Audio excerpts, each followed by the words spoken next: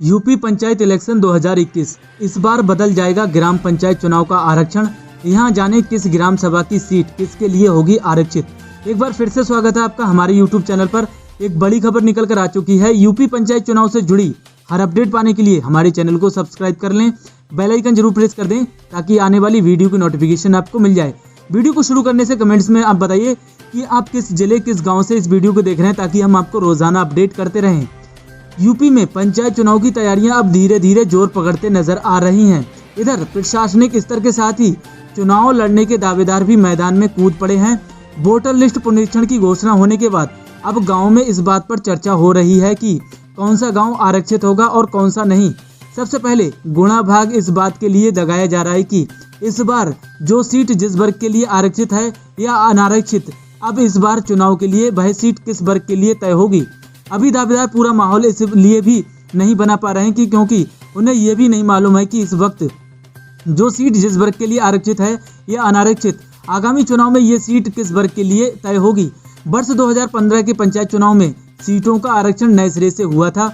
ये मानकर नए सिरे से आरक्षण तय किया। 2010 के चुनाव में आरक्षण पूरा हो चुका है, इसलिए अब नए सिरे से आरक्षण किया जाना है। जानकारों का मानना है कि वर्ष 2015 के चुनाव के बाद इस बार अब चक्रानुक्रम आरक्षण का ये दूसरा चक्र होगा। चक्रानुक्रम आरक्षण का अर्थ है कि आज जो सीट जिस वर्ग के लिए आरक्षित है वो अगले चुनाव में वह सीट उस वर्ग के लिए आरक्षित नहीं होगी। चक्रानुक्रम आरक्षण के वरीयता के क्रम में पहला नंबर आएगा एसटी महिला। एसटी की कुल आरक्षित सीटों में से 1/3 पद इस वर्ग की महिलाओं के लिए आरक्षित होंगे। फिर बाकी बची एसटी की सीटों में एसटी महिला या पुरुष दोनों के लिए सीटें आरक्षित होंगी।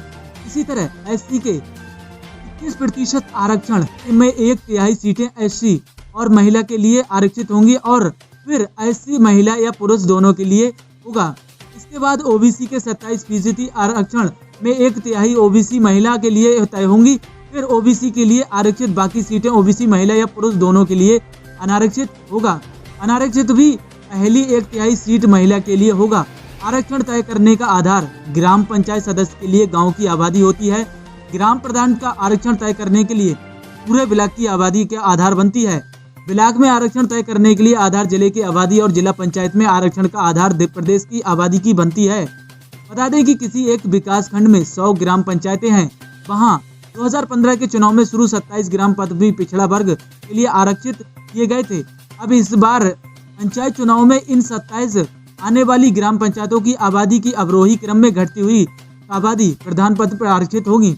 इसी तरह अगर किसी एक विकास खंड में 100 ग्राम पंचायतें और वहां 2015 के चुनाव में शुरू की 21 ग्राम पंचायतों के प्रधान की प्रत्याशी के लिए आरक्षित हुए थे, अब इन 21 पदों से आने वाली पंचायतों के पद के अवरोही क्रम में एससी के लिए आरक्षित होंगे। छपी खबर के अनुसार 2015 के पिछले पंचायत चुनाव में हाईकोर्ट ने कहा था कि चूंकि सीटों का आरक्षण का चक्र लगभग पूरा हो चुका है, अब नए सिरे से आरक्षण का निर्धारण किया जा सकता है। इसलिए 2015 में नए सिरे से आरक्षण तय किया गया। अब इस बार प्रदेश सरकार को फिर से नए सिरे से आरक्षण तय करना ही चाहिए। नए सिरे से आरक्षण का तय करने का आधार सिर्फ एक ही हो सकता है जब बड़ी संख्या में नई ग्राम पंचायतें बन सकती हैं, लेकिन इस बार ऐसा नहीं हुआ। बलिया जिले के मुख्य विकास अधिकारी विपिन जैन ने कहा है कि 2015 में ग्राम प्रधान पद के लिए सीटें जिन पंचायतों के आरक्षित किया गया था उसके आधार पर इस बार बदलाव किया जाएगा।